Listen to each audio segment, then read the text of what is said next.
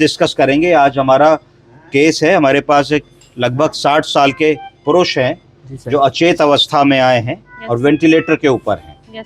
क्यों आए हैं, क्यों एक हॉस्पिटल से हमारे पास रेफर होके आए हैं, तो इनकी समरी को हम लोग पढ़ेंगे, है ना। जी सर। आप में से कौन पढ़ेगा? सर मैं। आप पढ़ेंगे? यहाँ से पढ़िए। Diagnosis CA dengue post chemotherapy with CA dengue नहीं है, सीए टंग को आप डेंगू कैसे पढ़ रहे हैं? जी सर। ठीक पढ़िए, हड़बड़ाइए मत। CA tongue post chemotherapy with meds pneumonia. इसका क्या मतलब हुआ, post chemotherapy with meds? Sir मतलब पहले कीमोथेरेपी चल रही थी। और मेड्स का क्या मतलब हुआ? सर मेड्स का मतलब, मेड्स का मतलब हुआ कि कार्सिनोमा टंग, जीभ से कैंसर शुरू हुआ और शरीर में कई स्थानों पे चला गया, उसको सेकेंडरीज या मेटास्टेसिस कहते हैं, तो मेड्स लिखा हुआ है। आगे पढ़िए। Pneumonia oblique sepsis oblique shock oblique DCMP oblique EF 40%। इसका मतलब क्या हुआ? सबसे पहला शब्द है निमोनिया, यानी कि मरीज में सांस लेने में दिक्कत हुई, छाती में एक्सरे में पैचेस आ गए, SpO2 मेंटेन नहीं कर पाए, चेस्ट इन्फेक्शन हुआ तो निमोनिया कह दिया। अंडरलाइंग कैंसर की बीमारी, सेकेंडरी, साथ में निमोनिया। अगली चीज बताइए। सर सेप्सिस संक्रमण। अगर कोई भी इन्फेक्शन एक ऑर्गन में केंद्रित होता, चेस्ट में ही होता, तो हम कहते LRTI। क्या कहते? LRTI, lower respiratory tract infection. पर हमने कहा निमोनिया, क्योंकि इन्फेक्टेड ब्लड पूरी बॉडी में जा रहा है और मल्टीपल ऑर्गन को इन्फेक्शन प्रोवाइड कर रहा है, तो सेप्सिस हो गया। अगला क्या है? Shock, septicaemic shock. जब हमारे मरीज का ब्लड प्रेशर ड्रॉप होने लगे, हमको ब्लड प्रेशर बढ़ाने के लिए नॉरएड्रेनालिन की जरूरत पड़ने लगे, तो इसका मतलब है कि शॉक की सिचुएशन में मरीज जा रहा है, अपने वाइटल्स मेंटेन नहीं कर पा रहा है। अगला पढ़िए। Sir DCMP। कोई बताएगा DCMP क्या है? सर बताइए। DCMP का मतलब है, सीखिए, डायलेटेड, बोलिए, कार्डियो मायोपैथी। जब दिल की दीवारें चौड़ी हो जाती हैं और बड़ी हो जाती हैं, तो उनकी ताकत कम हो जाती है। क्या हो जाती है? उनकी ताकत कम हो गई। हार्ट जब डायलेट हो गया, चौड़ा हो गया, हार्ट के चैम्बर्स बड़े बड़े हो गए, तो डायलेटेड कार्डियोमायोपैथी कह दिया गया। आगे पढ़िए। Sir CHF with acute kidney injury. CHF का मतलब क्या होता है? Congestive heart failure. Congestive heart failure. जब हमारे हार्ट में डायलेटेड कार्डियोमायोपैथी हो जाएगी, एक चीज आपने मिस की, इजेक्शन फ्रैक्शन भी लिखा EF। Sir ejection fraction 40%। Ejection fraction, normally ejection fraction 67% होना चाहिए, है ना। कम हो गया, 30% कम हो गया। तो जब इजेक्शन फ्रैक्शन कम हुआ, डायलेटेड कार्डियोमायोपैथी हो गई, तो हार्ट का पंप वीक हो गया। जब हार्ट का पंप वीक हो गया, तो हार्ट को जितना फ्लूइड मिल रहा है, जितना ब्लड मिल रहा है, वो उसको पंप नहीं कर पा रहा है।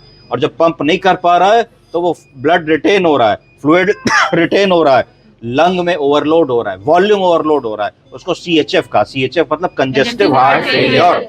इसके क्या लक्षण होंगे? पैरों में सूजन, एनगॉर्ज्ड नेक वेन्स, गर्दन की जो नस होगी, जिसको कौन सी वेसिल कहते हैं? जुगुलर। एक्सटर्नल जुगुलर, वो एनगॉर्ज्ड होगी, लप लप लप लप आपको यहाँ से दिखेगी। तीसरा लक्षण क्या होगा? खांसी होगी। चौथा लक्षण क्या होगा? Pink frothy sputum. मरीज कहेगा कि साहब खूब खांसी आ रही है और गुलाबी रंग का हमको बलगम आ रहा है। डिस्निया, सांस फूलेगी। हाइपोक्सिया, SpO2 कम हो जाएगा। आगे पढ़िए।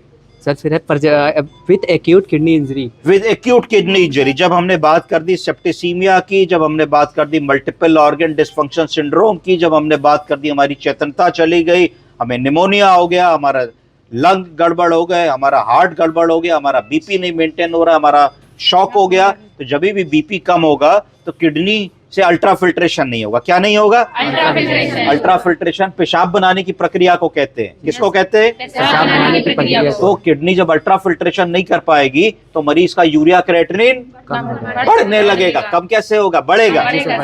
पेशाब नहीं होगी, शरीर में सूजन आने लगेगी। तो इसको ARF या एक्यूट किडनी इंजरी कह दिया, एक्यूट रीनल फेलियर या एक्यूट किडनी इंजरी कह दिया। आगे पढ़िए। सर उसके बाद है प्रेजेंटिंग कंप्लेंट्स। फर्स्ट है shortness of breath since 21/11/2024 early morning 3 to 30 AM। मरीज का प्रेजेंटेशन कैसा हुआ? किस तारीख से हुआ? सर सांस लेने में दिक्कत हो रही है। हफ्ते भर पहले मरीज की सांस फूलने लगी। फिर सर है सेकंड है फीवर सिंस 2011-24 ऑन पाल्पेशन। हफ्ते भर से मरीज को बुखार रहने लगा, सांस फूलने लगी। आगे आइए। Sir shivering. जाड़ा दे करके बुखार आ रहा था। आगे आइए। History of constipation on end of, on end of constipation होने लगा, मरीज का मल विसर्जन नहीं हो पा रहा था, कॉन्स्टिपेटेड रहने लगे। आगे आइए। Sir history of present illness, patient was admitted in, किसी हॉस्पिटल का नाम नहीं लेते, आगे पढ़िए।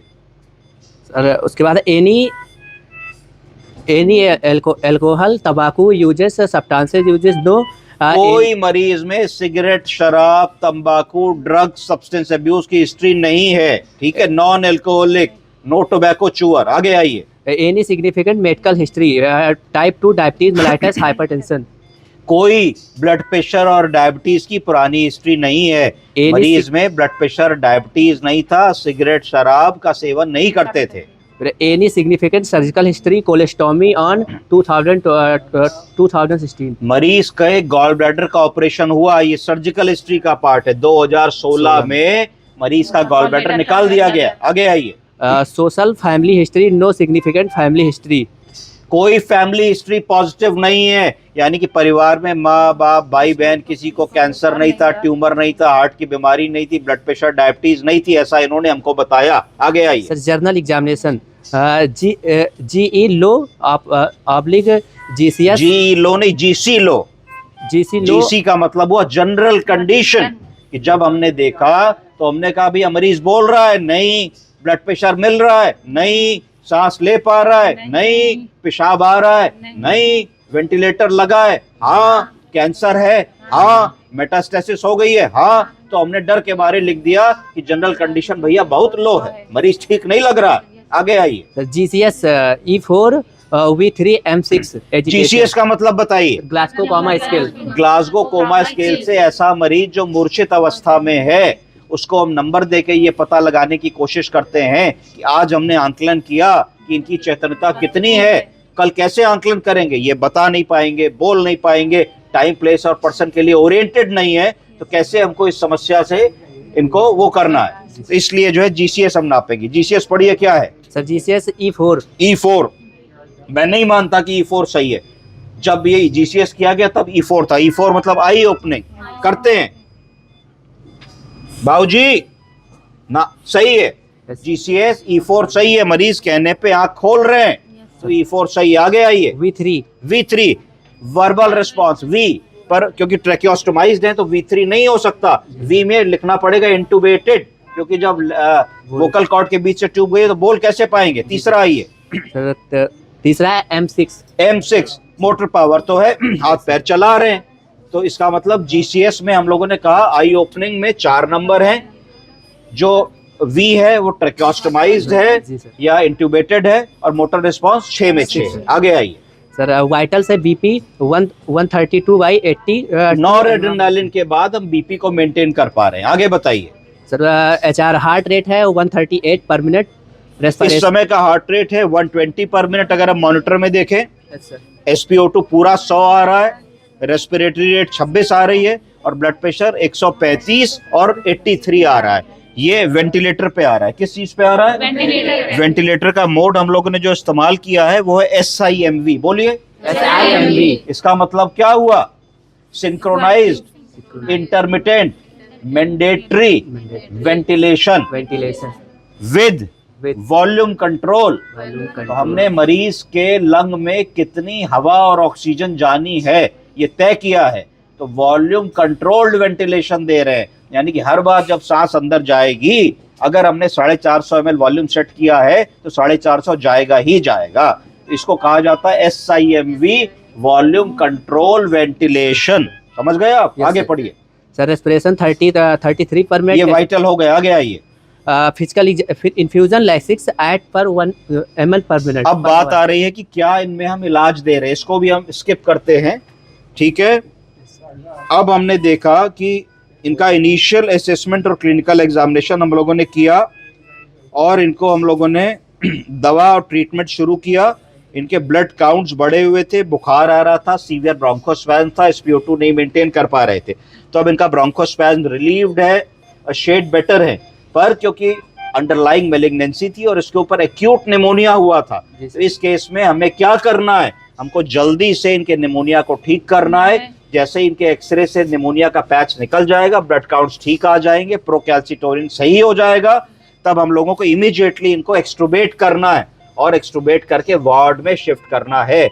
टर्मिनली पेशेंट में लॉन्ग टर्म वेंटिलेशन नहीं किया जाता, क्योंकि इनमें एक्यूट इन्फेक्शन था, हमें लग रहा था कि हम इनके निमोनिया को ठीक कर ले जाएंगे, तो हमने वो अटेम्प्ट किया, क्योंकि रिलेटिवली इनकी उम्र कम है। अगर इनको ठीक करने से इनको जीवन में 3 महीना 6 महीना बढ़ा सकते हैं, तो वो अटेम्प्ट हम करेंगे। जी सर। ठीक है जी, thank you. Thank you sir.